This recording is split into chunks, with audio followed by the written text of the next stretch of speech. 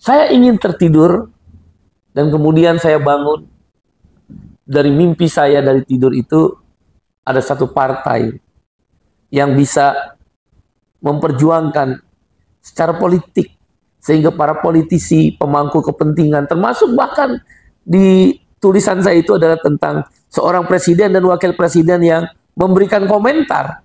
Nah, kalau 2009 berarti masih zaman Pak SBY ya? Betul. Berarti zaman Pak SBY 2009 ya? Bung Ibas sudah ngomongin perlunya partai politik untuk itu maksud saya gitu lah ya. Rakyat. Subhanallah, seperti dejavu. Ya. Ketika Bung Kahar bacakan ini saya seperti dejavu. Itu mimpi saya dan kawan-kawan tentu ya.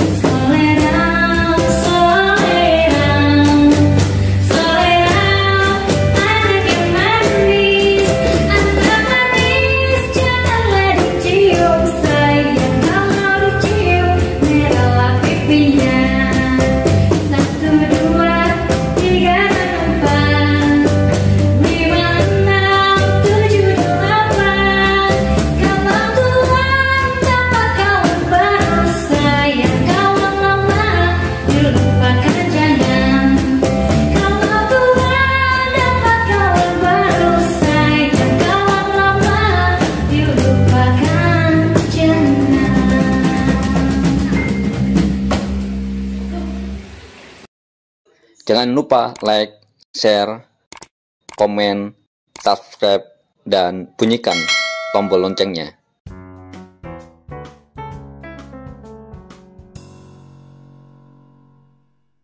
Assalamualaikum warahmatullahi wabarakatuh. Shalom, Om Swastiastu, nama budaya, salam kebajikan. Semoga kita selalu dalam keadaan sehat walafiat sesuai doa dan salam agama kita masing-masing. Sahabat seperjuangan di seluruh penjuru tanah air, di seluruh pelosok negeri Indonesia yang kita cintai. Kali ini kita akan berdiskusi tentang membedah satu buku yang dikarang oleh Said Iqbal dan Kahar S. Cahyono. Ada sekitar hampir 10 buku. Kali ini kita akan membahas satu buku dulu, pasal atau bab demi bab yang akan dibahas oleh sahabat saya Kahar S. Cahyono,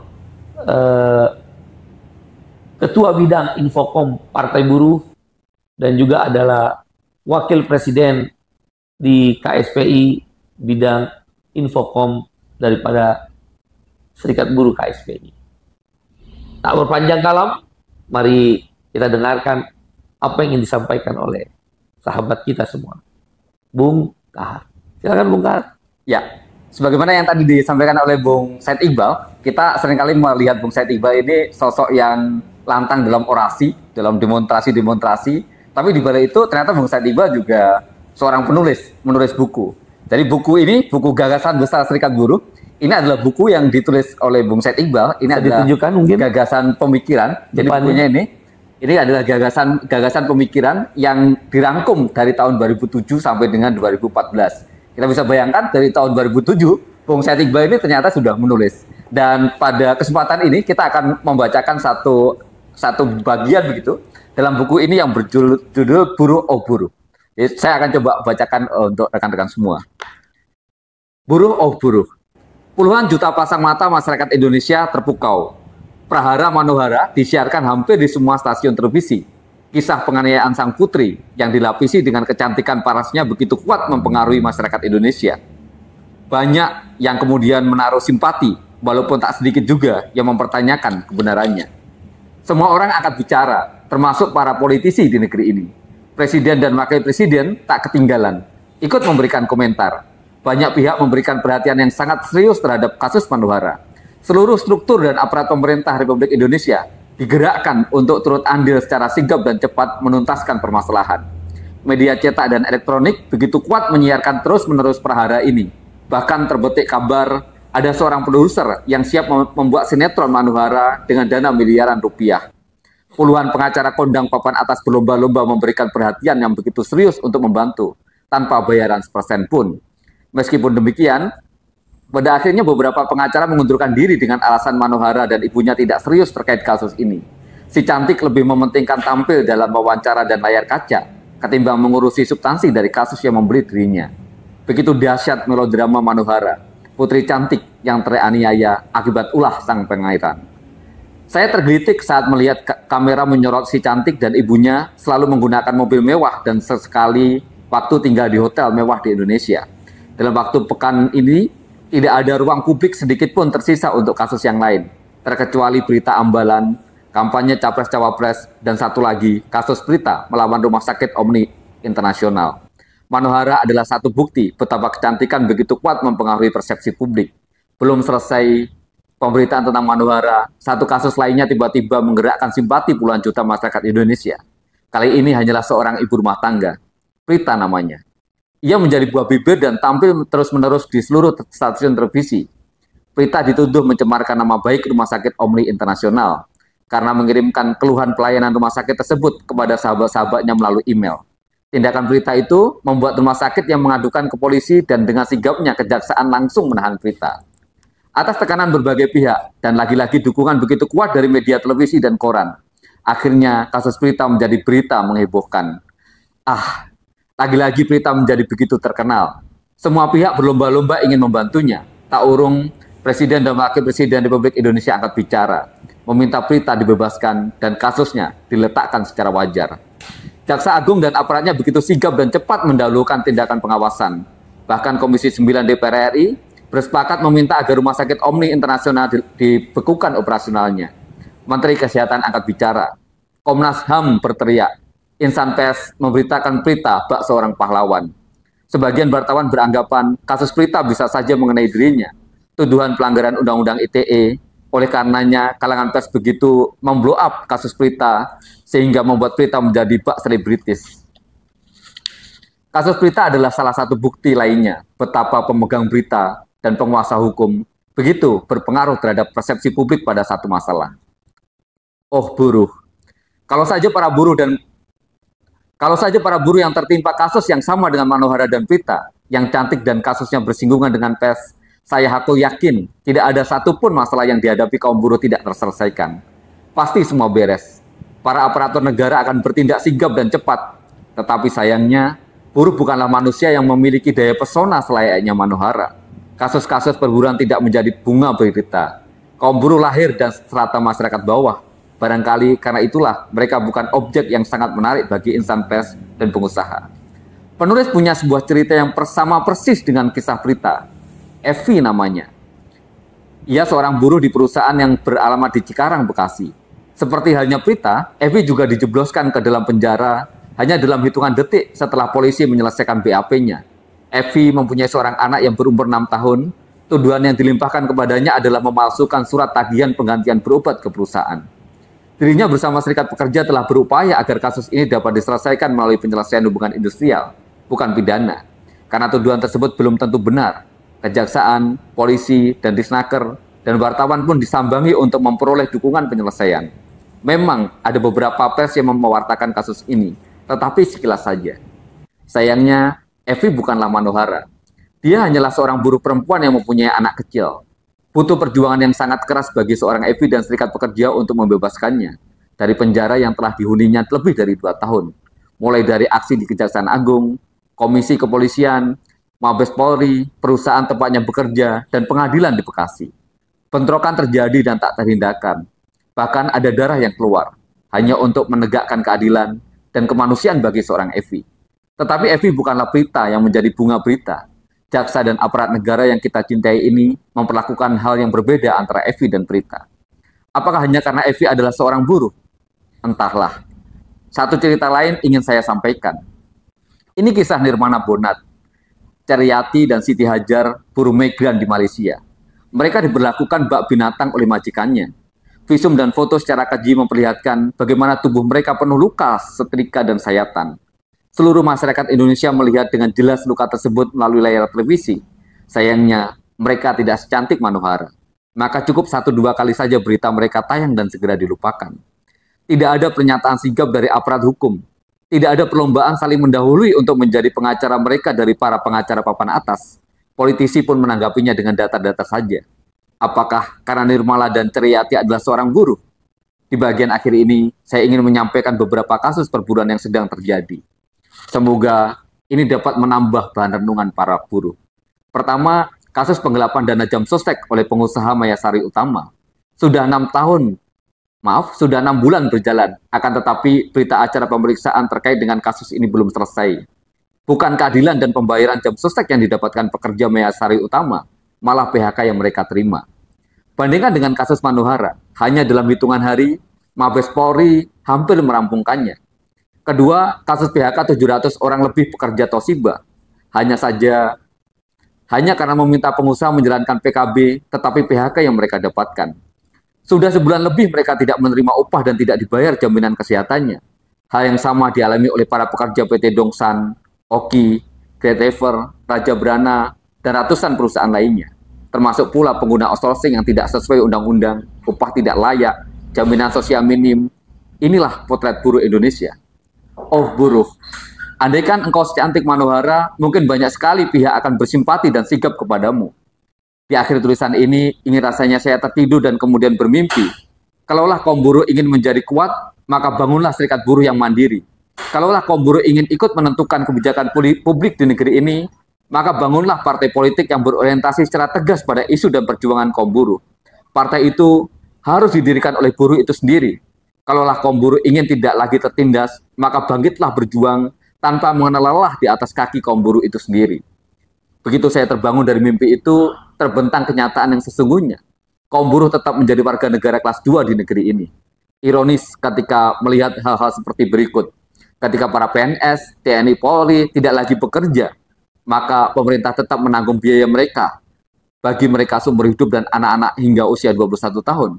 Bandingkan bagi buruh yang di PHK atau pensiun, maka biaya berobat bagi buruh dan keluarganya adalah tanggungannya sendiri. Terkadang menggadaikan harta yang dimiliki dan menghabiskan uang pesangon yang diterima untuk biaya berobatnya. Lalu, apa bedanya dengan kaum pribumi di masa penjajahan Hindia Belanda? Mereka diperlakukan bagaikan budak dan ketiadaan biaya berobat ketika sakit karena sudah tidak dibutuhkan lagi oleh Mener dan noni-noni company. Oh, buruh. Jadi itu Bung Iqbal yang Bung Iqbal tulis di tahun berapa itu ya? Tahun 2009. Ini pernah terbit di Koran Perjuangan Juni 2009. Apa yang menginspirasi Bung Iqbal sehingga menulis cerita ini? Yang pertama, saya ketika Bung Kahar baca satu bab dalam gagasan besar Serikat Buruh ya. Dan ini kalau saya nggak salah ada 2 bahasa ya, bilingual ya. Bahasa Indonesia dan bahasa Inggris. Bahasa Inggris, benar. Indonesia dan bahasa Inggris. Dan bahasa Inggris sudah beredar tuh ke beberapa negara dari sahabat-sahabat Serikat Buruh meminta itu. Yang pertama saya ingin tertidur dan kemudian saya bangun dari mimpi saya dari tidur itu ada satu partai yang bisa memperjuangkan secara politik sehingga para politisi, pemangku kepentingan, termasuk bahkan di tulisan saya itu adalah tentang seorang presiden dan wakil presiden yang memberikan komentar. Nah, kalau 2009 berarti masih zaman Pak SBY ya? Betul. Berarti zaman Pak SBY 2009 ya? Bung Iqbal sudah ngomongin perlunya partai politik untuk itu maksud saya gitu lah ya. Subhanallah, seperti deja vu. Ya. Ketika Bung Kahar bacakan ini saya seperti deja vu. Itu mimpi saya dan kawan-kawan tentu ya waktu itu di SPMI, KSPI dan beberapa serikat buruh lain. Bagaimana kita kemudian bisa menggerakkan kekuatan politik, menyelesaikan secara politik terhadap keputusan-keputusan politik yang tidak berpihak pada kaum buruh. Dalam hal ini kasus Evi yang dipenjara hanya karena dia dituduh memalsukan surat keterangan sehat dari dokter. Ya, begitu pula Ceriyati, kemudian juga Nirmala Bonar, itu kan PRT yang mengalami kekerasan. Dan juga beberapa kasus yang tidak selesai, termasuk dugaan penggelapan uang jam sostek buruh di waktu itu, kasus PT Mayasari, bis Mayasari ya, Mayasari. Nah, saya membayangkan, andai kan kita punya partai politik, dejavu, hari ini kita sudah punya. Rupanya itu saya tulis tahun 2009 ya. 2009, betul. Tanggal berapa? Bulan apa? Bulan ya? Juni. Bulan Juni. Itu kita tidak semua membayangkan kita punya partai. Berarti kan sekitar 14 tahun yang lalu. Iya, 14 tahun yang lalu. Baru kemudian partai itu lahir. Baru lahir. Dan saya mengatakan dalam tulisan saya di situ adalah saya ingin rasanya tertidur. Kemudian dalam tidur saya ingin bermimpi. Ada satu partai. Subhanallah, Maha Suci Tuhan.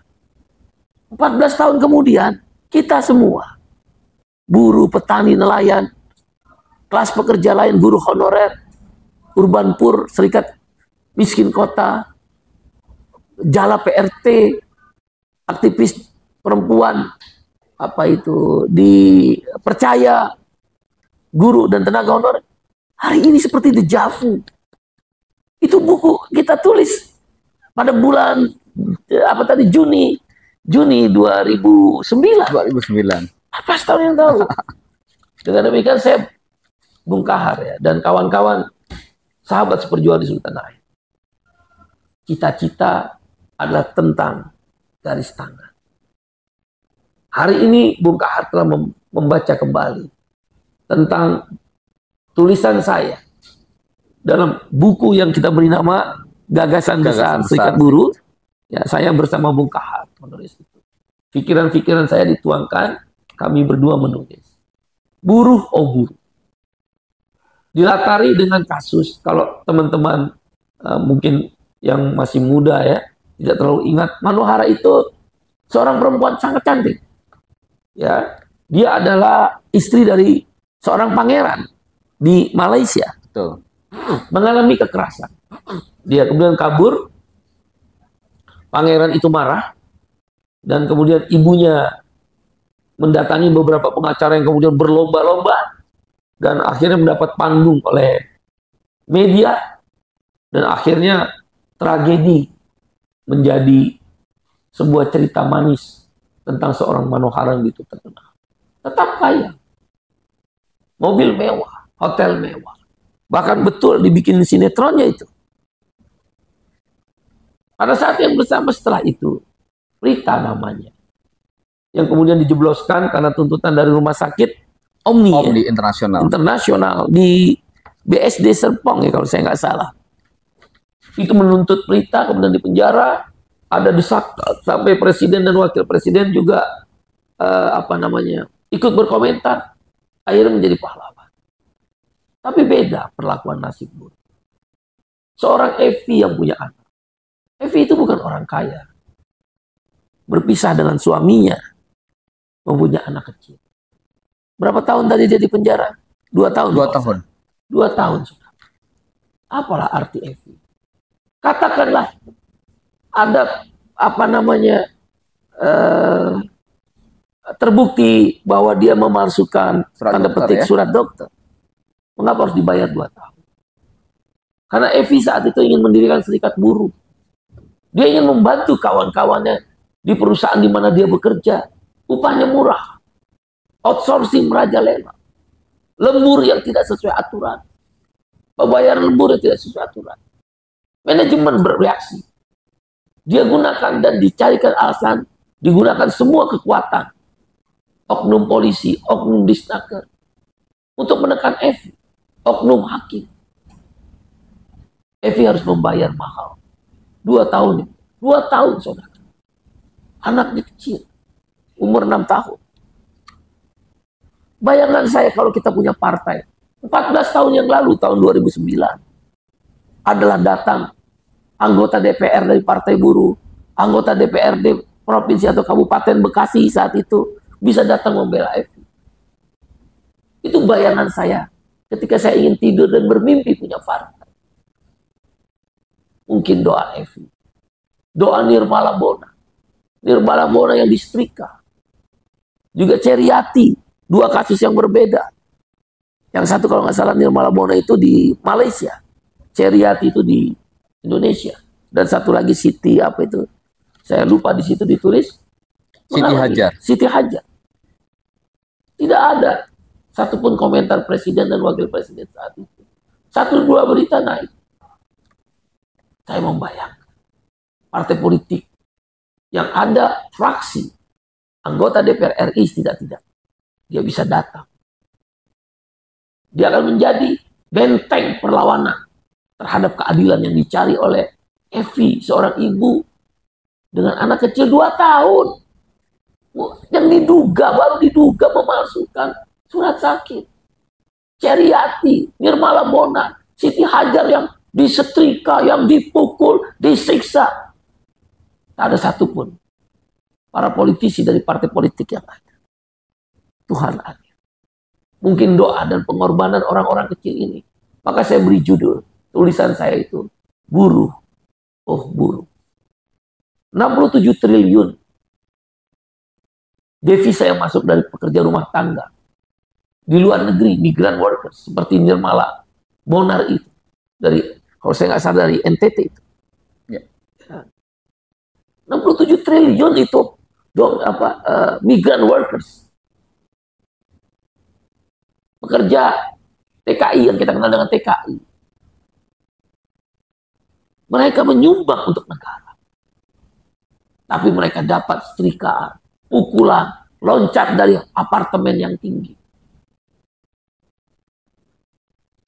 Buruh, oh buruh, nasibmu tidak berbeda. Hari ini 14 tahun yang lalu sudah berlalu dan kita sudah punya partai buruh. Persoalan buruh perempuan yang ditangkap masih ada. Kasus sendal jepit juga ditahan di penjara. Berujung perjuangan mencari keadilan bagi kaum buruh berujung di penjara. Ini 14 tahun. Setelah 2009 saya tulis tulisan itu. Ketika istri saya sakit, kalau saya nggak salah, di rumah sakit. Saya menulis. Begitu pula migran workers, pekerja-pekerja migran kita di luar negeri masih dapat perlakuan kekerasan, perkosaan, dipancung. Sama. Tapi ada sebagian orang, hanya karena dia berwajah cantik, dia kaya raya, dia artis. Saya tidak benci mereka. Yang saya benci tentang rasa kaya. Saya yakin dan percaya. Teman-teman, serikat buruh, serikat petani, serikat nelayan, serikat rakyat miskin, guru dan tenaga honorer, aktivis perempuan, aktivis lingkungan, serikat nelayan seperti Mas Warnadi yang pernah kita jumpa. Kita tidak akan berdiam diri. 2024, saatnya kita membangun kekuatan. Sampai jumpa, saudara. Terima kasih, Bung Kahar. Terima kasih. Assalamualaikum warahmatullahi wabarakatuh. Shalom, Santi, Santi, Santi, sesuai doa dan salam agama kita. Sampai jumpa, saudara. Terima kasih, Bung Kahar. Terima kasih, saudara. Yang warna oranye Partai Buruh, warna oranye Partai Buruh, partainya kelas pekerja, partainya kelas pekerja, Partai Buruh nomor 6.